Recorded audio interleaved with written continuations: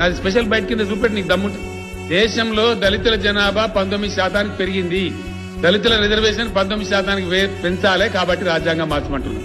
దేశంలో ఇయ్యాలంటే కూడా మహిళలకు రక్షణ లేదు. మగ పిల్లలతో సమానంగా ఆడపిల్లలకు కూడా ఆస్తిలో హక్కు ఇవ్వాలి. దాని రాజ్యాంగంలో పొందుపరచాలి. దానికోసం కొత్త రాజ్యాంగం కావాలి.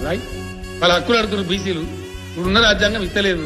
కొత్త రాజ్యాంగంలో పొందుపరచాలని నేను అంటున్నా తప్ప 77% సంపద 10% మంది దగ్గర కాదు. 77% సంపద 90% మంది దగ్గర ఉండాలని రాజ్యాంగం కావాలంటే తప్ప అంతర్జాతీయ ట్రక్ స్పీడ్ రాయి నీకు దమ్ముంటే. అంతర్జాతీయ ట్రక్ స్పీడ్ 105 కిలోమీటర్లు. మన దేశం ట్రక్ యావరేజ్ స్పీడ్ 48 నుంచి 55 కిలోమీటర్లు. మన దేశంలో కూడా హైవేస్ రావాలి, పెరగాలి, ఇన్ఫ్రాస్ట్రక్చర్ రావాలి.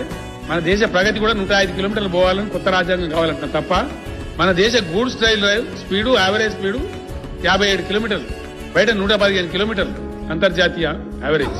మనకు కూడా అట్లాంటి గూడ్స్ ట్రైన్స్ కావాలంటే కొత్త రాజ్యాంగం కావాలంట తప్ప